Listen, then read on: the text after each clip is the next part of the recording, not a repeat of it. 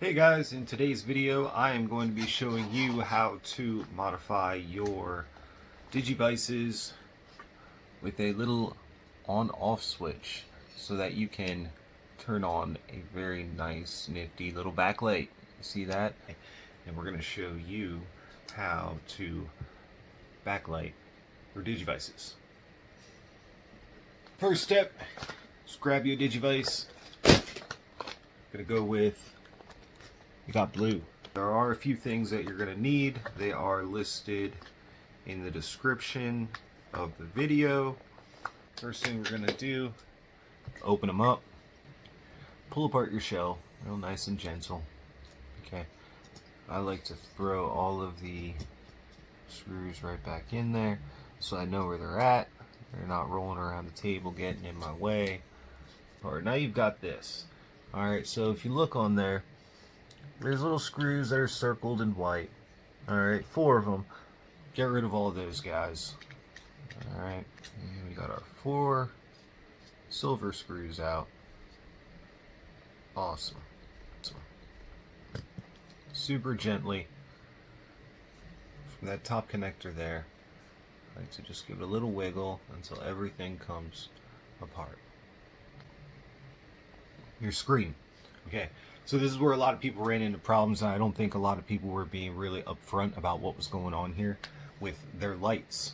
So the way that a backlight works is, I mean, if you put an LED just behind that little screen, you're going to see a very bright light, and it's going to be kind of terrible. So we're going to do something about that. And how I was telling you, I went into the, I took apart an old laptop. What I did was I used the sheet of light dispersing plastic that was behind there. You don't have to use that, but you should use something. You can experiment. I saw somebody get some decent success with a cut up card loader, the hard card protectors. So, alright, I'm going to take that little, peel him off, he's fresh, and we're going to see the difference. Okay, so there's our blue LED. Now, that is so bright compared to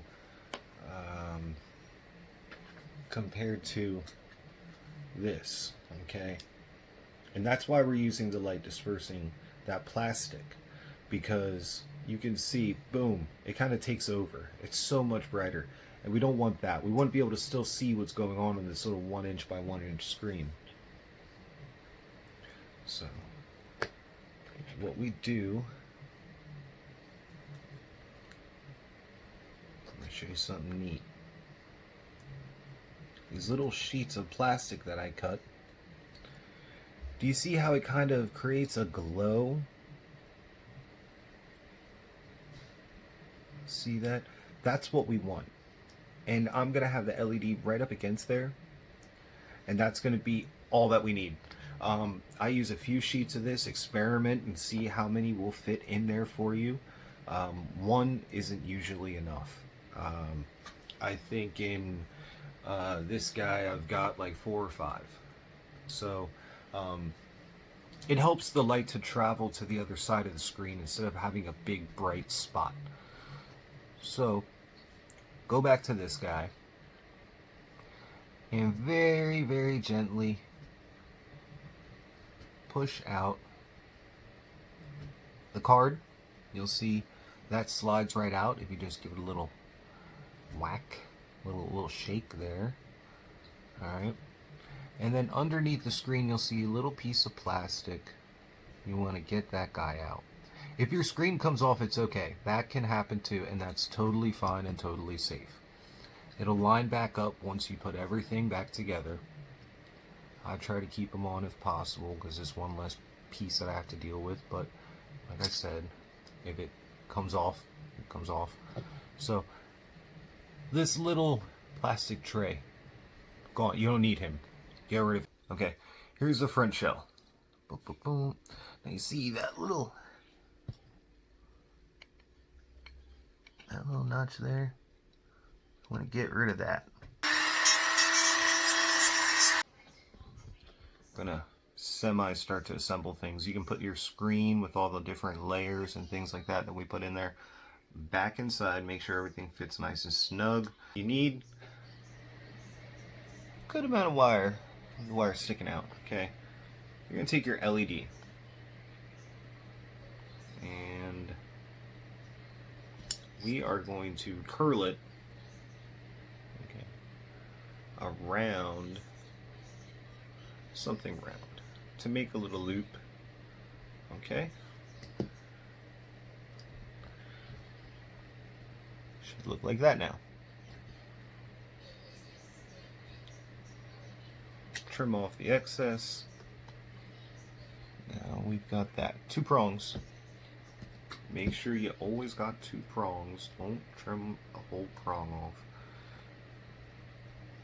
And you want to make a very tiny loop. Very tiny loop. And what that loop is going to be for, let's see in a second. It can be tricky.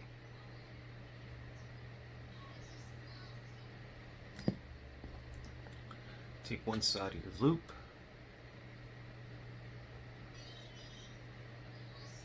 Take your light. Spin it, spin it, spin it.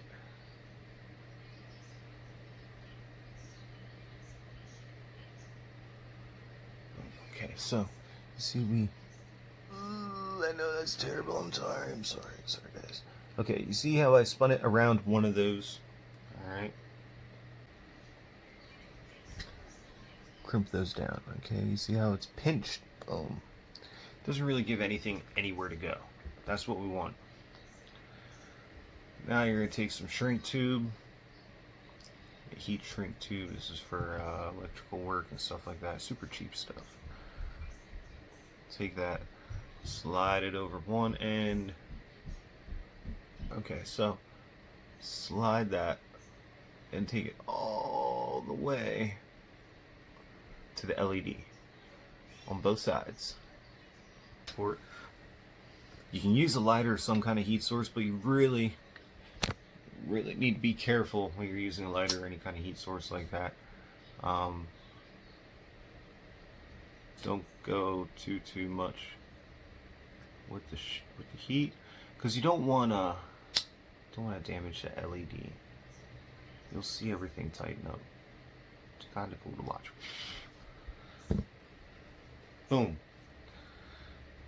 Now, the next step I saw a lot of people were having trouble with was an on-off switch. Okay. A lot of the small slider switches that you're going to come across, and the one that I linked you to, are going to be 3-pronged, and a lot of people I see struggle with that. Okay, so this is what I mean by a 3-prong slide switch. Okay, let's see if I can get them up. There we go. So you see this, I like these because there's 3 little holes and you can continue to do the same method that we've been doing, which is going to be no solder. Alright, it's okay to twist it. I see a lot of people say don't twist your stuff. It's like oils or something on there. I'm not an electrician. I like Digimon. Okay. Get that through. Get it twisted.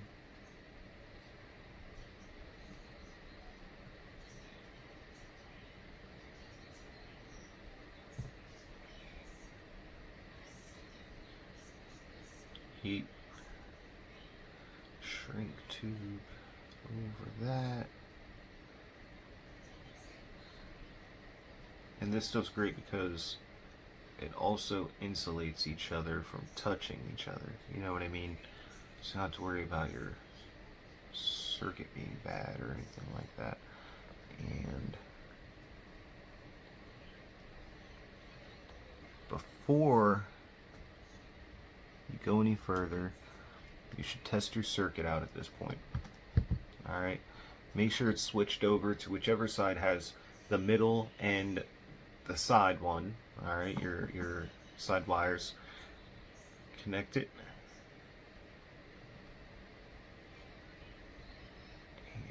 did everything correctly, we should have light. Boom. And watch that. We can click it off. And one last check now that everything is squished down like that.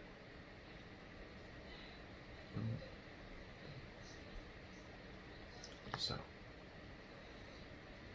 next, we're going to take that light. And that light is going to go right there. Okay. Insert the little switchy part over here. And there's your light. The light needs to be right there, right next to everything. Okay. Now, stand up so I can show you this. Your wires. Get some focus. There we go. Your wires, you're going to pull them all down.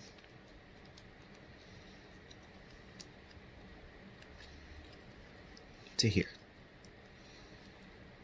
Right down and underneath that guy. It has to go underneath that hole. Alright, I'll show you why. Now, it might help, and what I like to do is I like to glue down my LED. Now while all of that dries, next thing we're going to need to do is make a place where we can actually control the switch. Alright, so that's when we come back to the back shell. Hit it with some sandpaper. Just what I do. Until I get a really perfect snug fit, because you don't want this thing getting yanked out. Make sure your buttons are in. There have been so many times where I put these things back together without the buttons, and I was mad.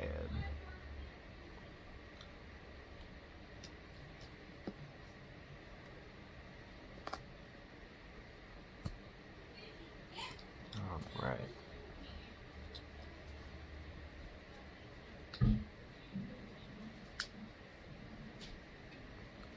So, that's why one of your wires come down there. That is the easiest place to run wires through. Okay? After you have those wires hanging out of the bottom,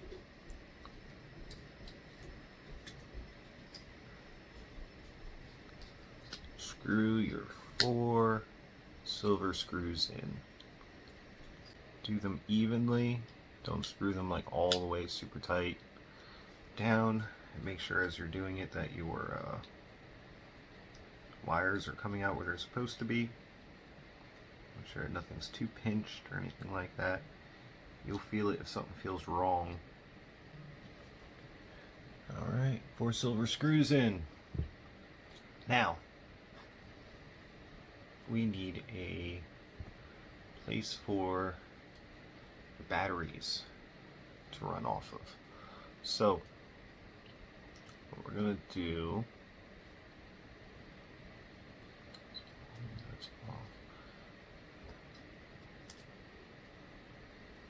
put your switch in. You're going to need to make 2 very, very, very tiny holes.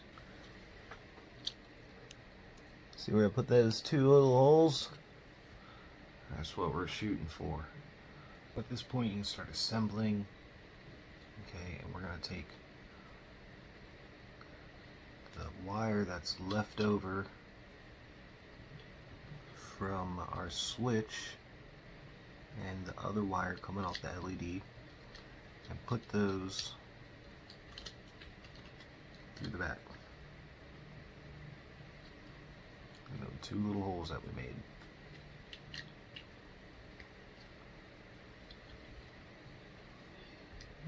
Got our switch going. You can add some extra screws or glue it in, but the pressure of the case being closed is usually enough. Alright. Last step. On your battery cover, that little cylinder, we gotta get rid of him. Take your CR 2025.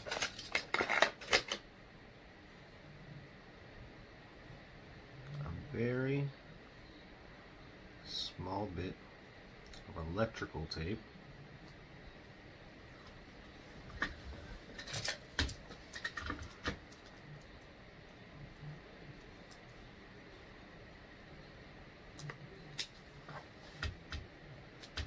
Small bit of electrical tape.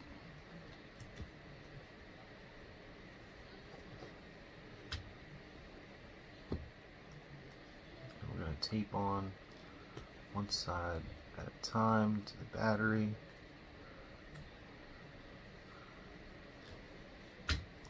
It's okay if you got excess. We'll be trimming that if need be. If not, let it go. It ain't hurting nobody.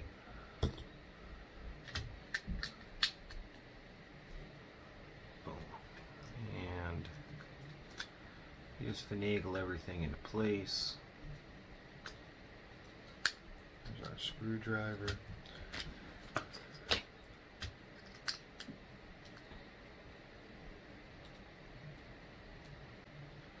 And boom. There it is. That's all it takes. Shopping list will be in the comments. Let's